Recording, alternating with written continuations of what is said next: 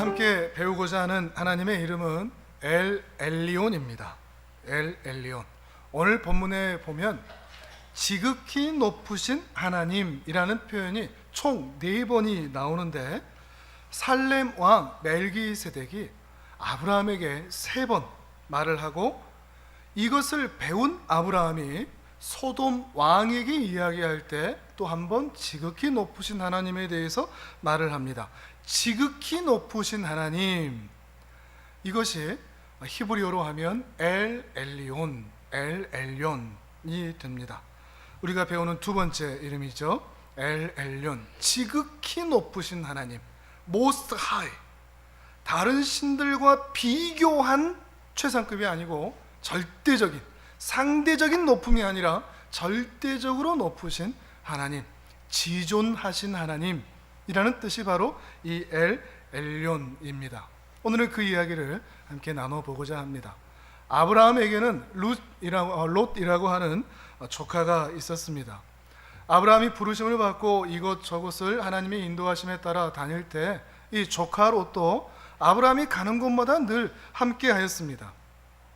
하나님의 사랑과 함께 할 때 그렇게 동행하는 사람도 복을 얻는 것이 분명합니다. 실제로 바로 앞 12장에서부터 여러 우여곡절 끝에 아브라함이 수많은 가축과 재물과 노비를 얻게 되는데, 아브라함만 부자 된 게 아니고 그를 따라다니는 롯도 함께 부자가 됩니다. 근데 너무 부자가 되다가 보니까 이제 이 아브라함과 롯이 도저히 같이 있을 수 없게 되었습니다. 제한적인 목초지와 물로 인하여서 양을 키우기가 쉽지 않은 거죠. 가축들을 키우기가 쉽지를 않은 겁니다. 그래서 더 이상 또 목자들이 싸우는 모습도 보이다 보니까 이 아브라함이 롯에게 제안을 합니다. 이제는 우리가 분가를 했으면 좋겠다. 자신을 떠나서 너가 분가에 나갔으면 좋겠다 하는 그런 제안을 하는 것이죠. 그러면서 롯에게 많은 것을, 우선권을 또 줍니다. 네가 왼쪽으로 간다고 하면 내가 오른쪽으로 가겠다. 네가 오른쪽으로 간다고 하면 나는 또 왼쪽으로 가겠다. 네가 더 좋은 곳으로 네가 선택을 하라. 그러자 롯은 그래도 함께 있겠습니다 라고 말을 하는 것이 아니라 독립을 하고자 하고 소돔과 고모라 지역을 선택을 하죠. 하지만 그것은 영적인 안목은 결코 아니었습니다. 돈의 논리였습니다. 경제의 논리였습니다. 그것은 풀과 물이 풍족하기 때문에 가축을 키우기가 매우 용이한 곳이죠. 또한 가까운 곳에 상업도시, 무역도시 소돔과 고모라가 있기 때문에 가축을 키워서 팔기도 좋은 곳입니다. 철저한 돈을 따라 선택하는 것이죠. 하나님께서 보시기에 악이 가득한 죄인들의 도시라고 하는 그 평가는 그에게 와닿아 있지 않았습니다. 그렇게 아브라함과 롯이 분가를 하게 됩니다. 그러던 어느 날 아브라함이 기가 막힌 소식을 전해 듣게 됩니다. 소돔과 고모라에 잘 살고 있던 조카 롯이 전쟁의 포로로 끌려갔다는 이야기를 듣게 된 거죠. 14장 초반부를 같이 한번 읽어보실까요? 14장 1절과 2절을 우리 성경을 보면서 같이 읽도록 하겠습니다. 시작. 당시에 시날 왕 아므라벨과 엘라살 왕 아리옥과 엘람 왕 그돌라오멜과 고임 왕 디달이 소돔 왕 베라와 고모라 왕 비르사와 아드마 왕 시납과 스보임 왕 세메벨과 벨라 곧 소알 왕과 싸우니라. 아멘. 롯이 살고 있던 이 소돔과 고모라 그 근방, 그 근처에 2절에서 말하는 5개의 소도시 국가들이 있었습니다. 그런데 이들이 조공을 바치지 않는다고 1절에서 말하는 저 북방의 강대국들, 그 강대국 4개국 연합군이 이 2절에 나와 있는 5개의 소도시 국가를 치러 내려온 것입니다. 결과는 어떻게 됐을까요? 5개국 그 연합군이 무참히 패배하고 맙니다.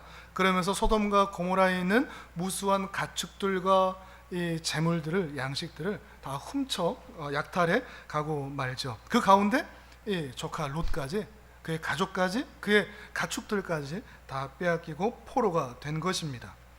이런 소식을 들었다면 여러분이라면 어떻게 하시겠습니까? 아브라함은 어떻게 해야 될까요? 사실 할 수 있는 일이 별로 없습니다. 국가입니다. 자기는 한 부족이고요. 한 부족의 족장이 한 국가, 또한 그 강대한 국가의 연합군과 싸운다는 것은 어불성설입니다. 할 수가 없습니다.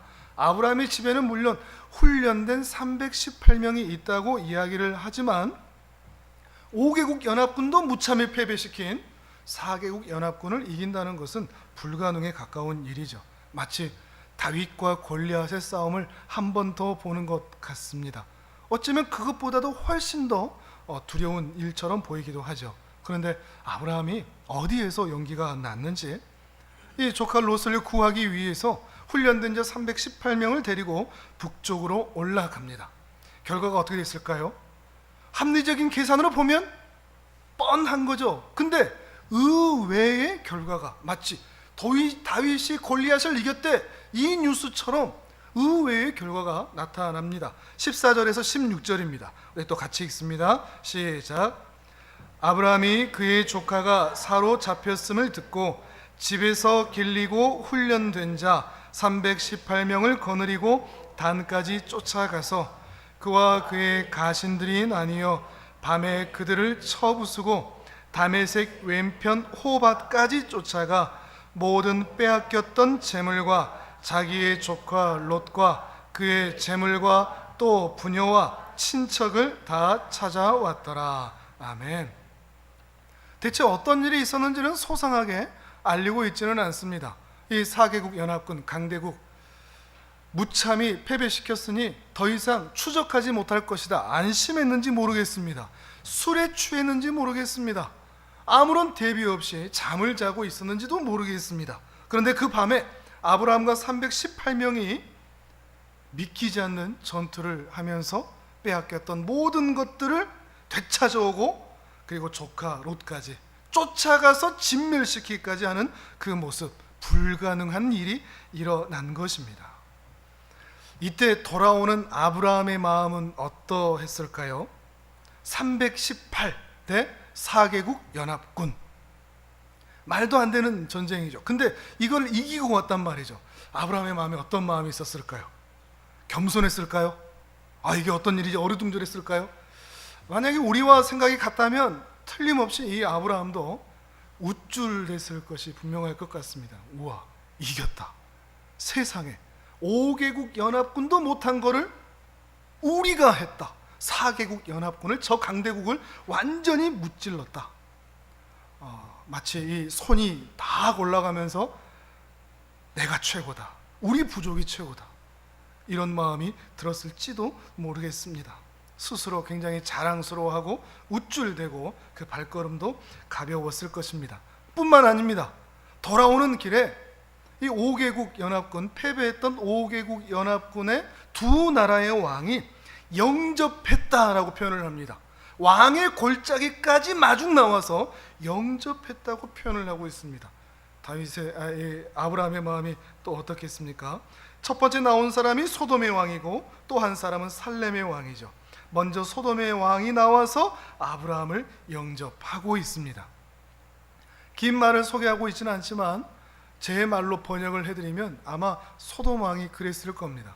당신이 정말로 최고입니다. 당신이 우리 5개국 연합군, 무참히 패배한 5개국 연합군을 구원한 구원자이고 영웅입니다. 당신이 진정한 영웅입니다. 당신이 최고입니다.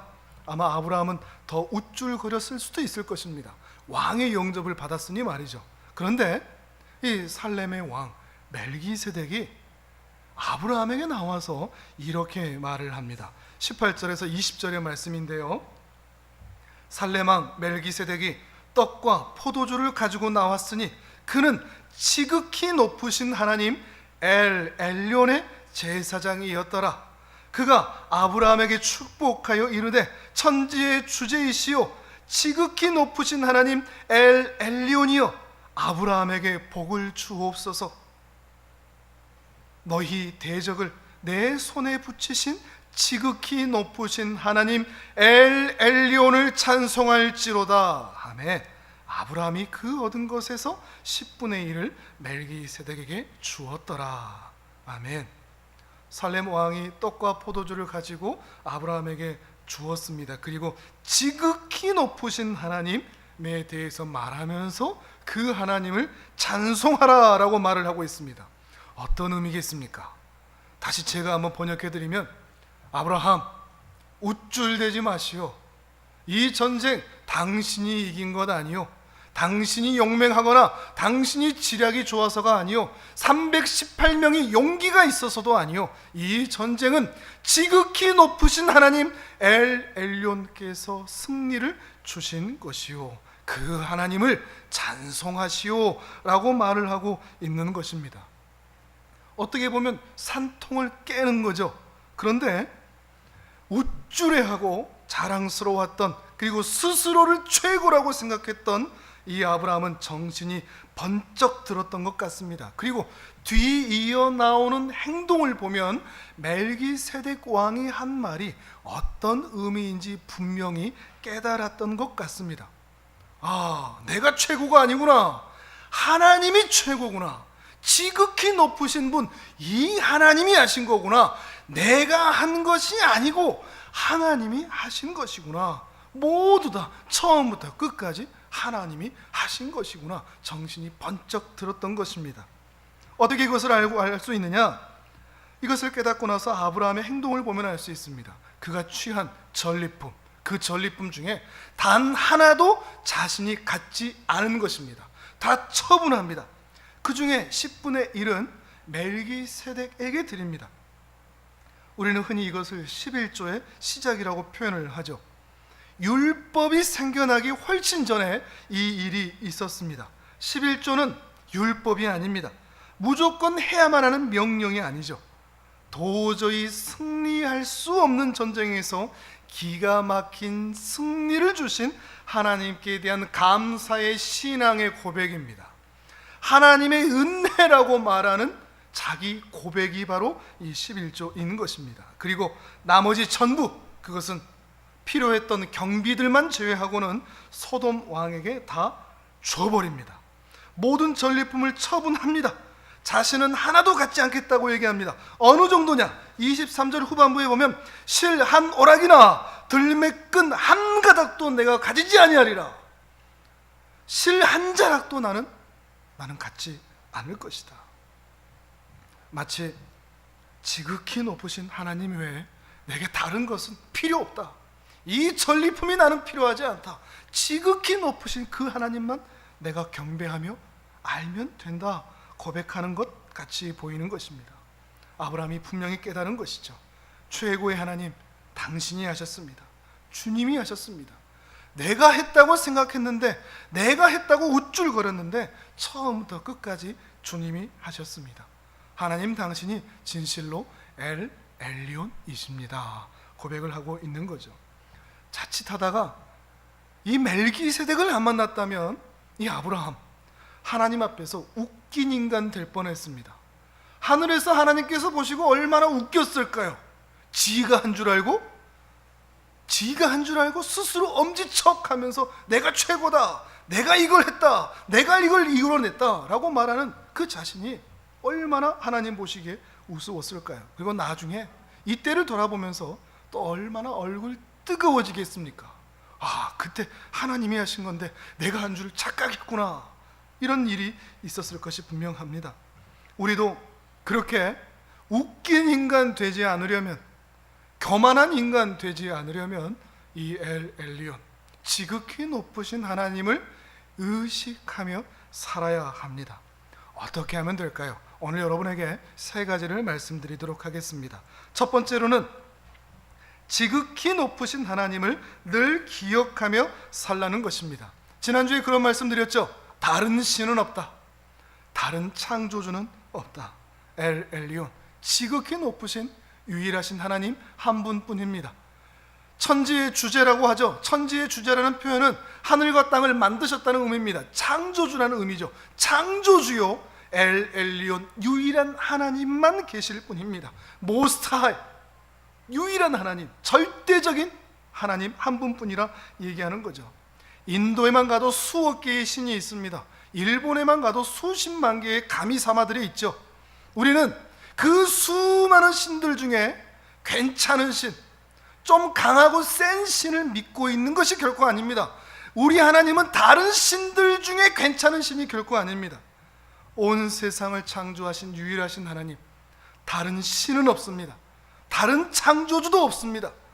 나와 함께 하시는 유일하신 하나님, 그 하나님을 늘 기억하며 살라는 것입니다. 그런데 문제는 우리가 이 하나님을 자주, 종종 잊어버린다는 데에 있습니다. 지난 시간에 보았듯이 다윗과 골리앗의 싸움에서 다윗이 골리앗을 이길 수 있었던 것은 다윗의 배짱이 아니었습니다. 다윗의 손에 들려있던 물맷돌이 아니었습니다. 하나님께서 함께 하셨기 때문이죠. 오병이어로 보리떡 5개, 물고기 2마리로 수천 명을 먹일 수 있었던 것은 그 오병이어가 특별한 것이 아니었습니다. 그 소년 때문이 아니었습니다. 그것을 가져온 제자 때문도 아니었죠. 예수님의 손에 그 오병이어가 들려졌기 때문입니다. 우리가 이것을 잊어버리면 안 됩니다. 하나님이 함께 하실 때, 예수님이 일하실 때 우리는 언제나 승리하는 삶을 살 수 있다는 것입니다. 그런데 문제는 우리가 우리 손에 들려있는 그 알량한 것, 그것을 자랑하는 데 있습니다. 내 손에 들려진 물맷돌, 내 손에 들려진 오병이어, 그게 뭔가를 이뤄냈다고 생각하는 것입니다. 내가 가진 용기, 내가 가진 지식, 내가 가진 직장, 내가 가진 분별력, 내가 가진 힘, 내가 가진 건강, 내가 가진 학벌, 내가 가진 통장의 잔고, 내 자식의 출세, 이런 것들을 자랑하는 순간 하나님은 잊어버리게 되는 겁니다. 이런 것들을 떠올리는 순간 하나님은 삭제되고 마는 것입니다. 스스로 엄지척, 내가 이렇게 일궈냈다, 내가 이렇게 했다, 이렇게 생각하는 순간 사람들 앞에서 자신은 커질지 모르지만 하나님을 초라하게 만드는 것입니다. 잊어버리면 안 됩니다. 하나님이 하셨습니다. 그리고 앞으로도 하나님이 하실 것입니다. 내가 최고가 아니라 하나님이 최고인 것이죠. 아브라함이 하나님을 잊어버렸던 경험이 있습니다. 하나님께서 75세의 아브라함을 부르셨죠. 그리고 특별한 약속을 하셨습니다. 너의 고향과 친척과 아비의 집을 떠나서 내가 가라고 한 곳으로 가라. 어찌됐든지 내가 가라고 한 곳으로 가라. 그러면 내가 너로 큰 민족이 이루게 하겠고 너에게 복을 주고 너의 이름을 창대하게 할 것이다. 그 하나님의 약속을 의지하면서 가나안 땅으로 흘러 들어왔습니다. 들어와서 가는 곳마다 수많은 가나안 사람들이 있었을 것인데도 그 가나안 사람들을 의식하지 않고 하나님만 의식하며 가는 곳마다 제단을 쌓고 예배를 드렸습니다. 진정한 예배자처럼 보이죠. 그런데 어느 순간 이 약속의 땅, 그렇게 흘러 들어왔던 이 약속의 땅에 심각한 기근이 일어납니다. 떠날 수밖에 없는 정도의 기근이었습니다. 그 기근이 찾아오자 아브라함이 하나님을 잊어버리기 시작합니다. 이 애굽 땅으로 내려가야겠다, 거기서 내가 살아야 되겠다 결정을 한 것이죠. 그런데 이 애굽 땅은 하나님이 약속하신 땅도 아니고 이 애굽 땅에는 하나님을 경외하는 사람도 없으니 내 목숨은 누가 지켜주는가? 저 약속의 땅에서야 하나님이 지켜주시겠다 했지만 이 약속의 땅 바깥에 나가면 하나님이 못 지켜줄 수 있다. 내가 지혜를 짜야겠다, 내가 머리를 돌려야 되겠다. 그러면서 그가 세웠던 계획이 있죠. 그의 아내를 누이라고 하는 것입니다. 조금만 더 앞으로 돌리면 12장 13절에 이렇게 얘기하죠. 원하건대 그대는 나의 누이라 하라. 그러면 내가 그대로 말미암아 안전하고 내 목숨이 그대로 말미암아 보존되리라 하니라. 관심은 자기 목숨입니다. 아내가 어떻게 된다 이건 상관없고 내가 당신으로 인해 내 목숨이 보존되리라. 얼마나 치졸합니까? 바로 앞에 좀 전에 있었던 약속의 땅에서의 그 예배자의 모습은 온데간데 없죠. 치졸한 자기 본성이 그대로 드러나고 있는 것입니다. 하나님께서 이 땅 가운데 개입하지 않으셨다면 하나님의 나라도 하나님의 약속도 완전히 엉클어졌을 것이 분명합니다. 아브라함이 왜 이렇게 바뀌어버렸을까요? 기근을 만나자, 약속의 땅을 벗어나자 하나님이 기억나지 않았다는 거죠.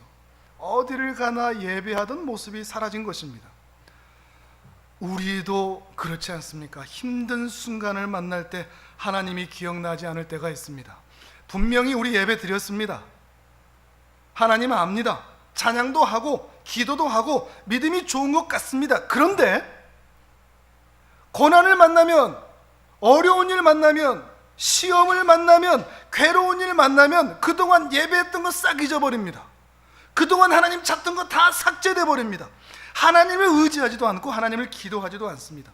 왜 그런 줄 아십니까? 그 이유가 뭘까요? 아브라함을 보면 그 이유를 알 수가 있습니다. 하나님은 이 기근의 문제를 해결해 주지 못할 것이다. 그 믿음이 아브라함에게 있었기 때문이죠. 하나님은 약속의 땅 바깥으로 나가면 나를 지켜주지 못할 것이다 라는 믿음이 있었기 때문입니다. 그 마음은 하나님이 이 문제를 해결할 만큼 크고 높으신 하나님이라는 믿음이 아니기 때문이죠. 하나님에 대한 신뢰가 없기 때문입니다. 우리 신자들도 마찬가지입니다. 우리 신자들에게 하나님이 너무 작습니다. 예배는 합니다. 믿음도 좋아 보이고요, 헌신도 합니다. 그런데 실제로 어려운 일 만나면 하나님이 너무 작습니다. 엘리온이 아닙니다. 병에 걸리면 하나님이 생각나질 않죠. 용한 의사를 수소문하죠. 어떤 병원이 잘 고친다더라, 이런 얘기들만 하죠. 하나님이 생각나지 않습니다. 왜 그럴까요? 사실 이 질병을 하나님께서 고치실 것이다 믿음이 없기 때문입니다. 경제적인 문제를 만나면 하나님께 의지하지를 않습니다. 왜요? 내 경제적인 문제를 하나님이 해결하실 수 있다라는 믿음이 없기 때문이죠. 내 자식의 일생을 하나님께 온전히 맡기지를 못합니다. 왜요? 그 사람의 내면에는 내 자식을 맡기기에는 하나님이 너무나 못 믿었기 때문입니다. 과외 선생보다 못 믿었기 때문이죠. 하나님에 대한 신뢰가 없기 때문입니다. 정말로 하나님을 믿을만하다, 이 하나님이 크고 높으신, 지극히 높으신 창조주 하나님이시다라는 믿음이 있으면 병에 걸려도, 경제적인 문제가 나를 힘들게 해도, 내 자식의 문제도 내 인생 통째로 하나님께 맡겨 드릴 수가 있는 것이죠. 사랑하는 여러분, 여러분에게 이 믿음이 있기를 바랍니다. 하나님께 예배는 하지만 그 하나님이 너무나 작은 하나님이 되지 않기를 바랍니다. 여러분에게도 이 하나님이 창조주, 창조의 주제, 만유의 주제, 지극히 높으신 하나님 엘리온이 되실 수 있기를 바랍니다. 318명밖에 없지만 그 하나님께서 개입하시면 4개국 연합군도 무찌를 수 있습니다. 물맷돌밖에 없지만 다윗이라도 소년이라도 골리앗을 쓸어 넘어뜨릴 수 있습니다. 오병이어밖에 없더라도 수천 명을 먹이게 하실 수 있습니다. 하나님은 지극히 높으신 하나님입니다. 엘리온입니다. 어떤 순간에도 이 하나님을 기억하시는 은혜가 있기를 바랍니다. 내 모든 문제에 이 하나님께 연결시키기를 바랍니다. 고난 만나고 문제 만났을 때 하나님이 잊혀지는 게 아니라 이 하나님께 모든 것을 통째로 내어 맡길 수 있는 큰 믿음, 그 믿음이 있기를 바랍니다. 또한 두 번째로 지극히 높으신 하나님께 감사하시기를 바랍니다. 지극히 높으신 하나님의 제사장이었던 살레망 멜기세덱이 떡과 포도주를 가지고 나왔습니다. 오늘 보면 18절을 같이 한번 읽습니다. 18절입니다. 시작. 살레망 멜기세덱이 떡과 포도주를 가지고 나왔으니 그는 지극히 높으신 하나님의 제사장이었더라. 아멘.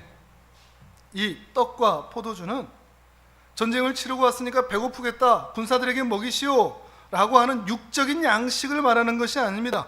그럴 거라면 하나님의 제사장이다 이런 표현을 쓰지 않았죠. 모세는 의도적으로 그가 하나님의 제사장이다 라는 표현을 쓰고 있습니다. 특별히 엘리온의 제사장이다, 지극히 높으신 하나님의 제사장이다. 지금 멜기세덱은 하나님의 제사장으로 축복하러 나온 것입니다. 하나님 나라의 전쟁에 대신하여 싸우고 이기고 돌아온 하나님의 군대에게 베푸시는 하나님의 복을 상징하고 있는 것입니다.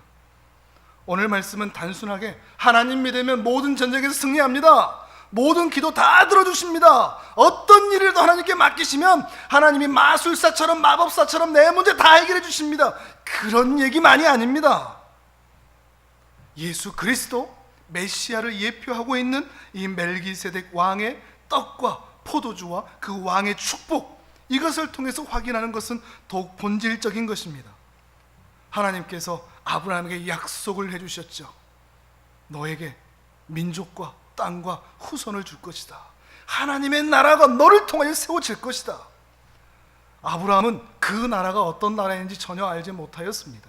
그런데 눈으로 볼 때는 318명밖에 되지 않는 겨자씨만한 아주 작은 것이지만, 외적으로는 너무나 초라한 것이지만, 사실 이 나라가, 하나님이 주시겠다고 하는 이 나라가, 하나님이 신자에게 약속한 이 나라가 사실은 애굽의 바로도 꼼짝할 수 없는, 저 강대국 메소포타미아 강대국 4개국 연합군도 아무것도 아닌 무찌를 수 있는 그런 권세와 영광이 있는 나라인 것을 아브라함에게 확인시켜 주고 있는 것입니다.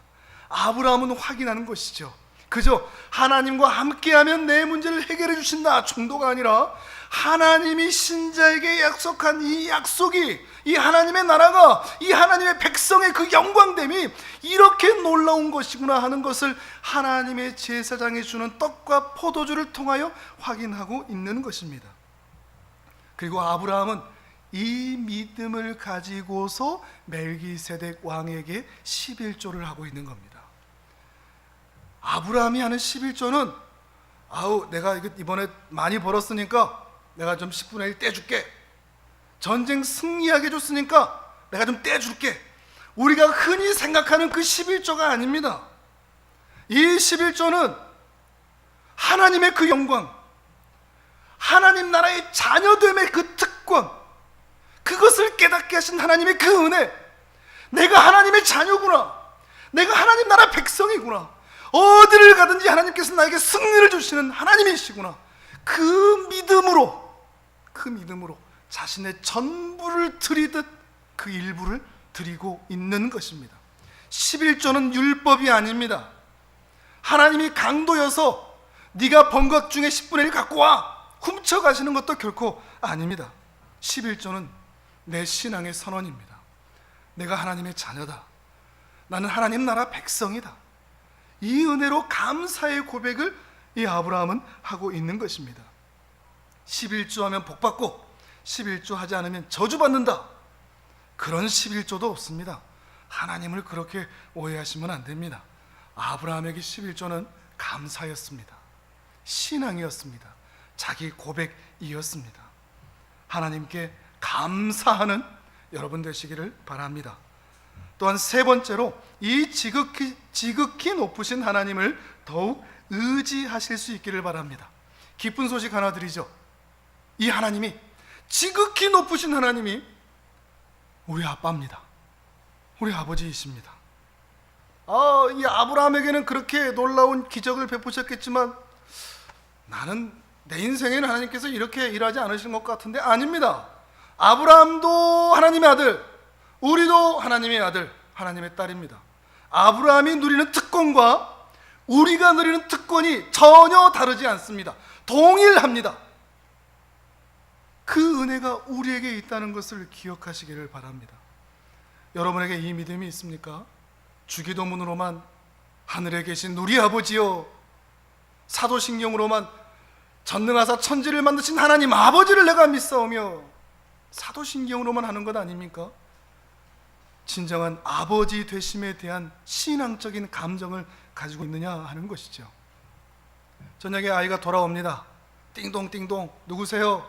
아빠 나야! 때로는 이게 당돌하게 느껴질 때가 있습니다.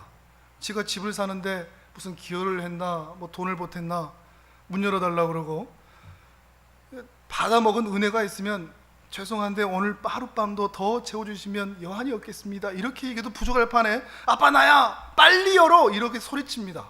그리고 냉장고 문 열고 뭐가 있네 없네 뭐 해달라고 난리를 치죠. 왜 이렇게 할 수 있죠? 자식이니까요. 아들이니까요. 우리가 언젠가 천국문 앞에 설 때 가상으로 한번 생각을 해보시죠. 천국문 앞에 서게 될 때 띵동띵동 안에서 그러시겠죠. 누구냐? 그때 여러분 뭐라고 대답하시겠습니까? 이 죽을 죄인이 천국에 가야 마땅하나 그래도 교회 좀 다니고 예수님 믿었으니 저를 들여보내주시면 안 될까? 이렇게 얘기하시겠습니까? 누구냐? 그럴 때 아버지 저예요. 우리는 그렇게 말할 수 있는 사람들입니다. 이 믿음이, 이 고백이 가슴 깊이에서 흘러나오느냐 하는 것입니다. 마지막 날 예수 그리스도께서 성자 하나님으로 심판주로 오실 텐데 그 오시는 주님을 향해서 손들면서 그 왕의 행차 가운데 당돌하게 담대하게 아버지 저예요, 예수님 저 여기 있어요 라고 소리칠 수 있겠습니까? 그게 아들됨의 특권입니다. 우리가 그 마지막 날 그렇게 소리칠 수 있습니다. 부끄러워서 하나님이 나를 아실까? 이것은 아들이 아닙니다. 우리가 그 아들이라는 것입니다. 이 아버지를 신뢰하실 수 있기를 바랍니다. 그 아버지가 우리를 사랑하십니다. 비록 우리의 현실은 물도 끊기고 전기도 끊기고 돈도 떨어지고 직장도 잘리고 되는 일도 없는 것 같고 미래를 살아가야 할 그 꿈과 소망도 잊어버린 것처럼 느껴진다고 할지라도 우리 아버지가 엘리온이십니다. 창조주 하나님이십니다. 유일하신 하나님이십니다. 그 하나님을 어떤 순간에도 기억하시는 은혜가 있기를 바랍니다. 그리고 그 하나님께서 여러분의 모든 인생을 책임지실 텐데 그때마다 감사하시고 영광 올려드리시길 바랍니다. 그리고 그 하나님이 멀리만 있는 하나님이 아니라 우리의 아버지이시라는 것을, 아빠 저예요, 아버지 저예요 라고 말할 수 있는 우리가 아들인 것을 기억하며 최고의 하나님을 최고로 섬김으로 이 땅 가운데 최고의 복을 누리시는 복된 주의 자녀들 되시기를 주님의 이름으로 축복합니다. 아멘.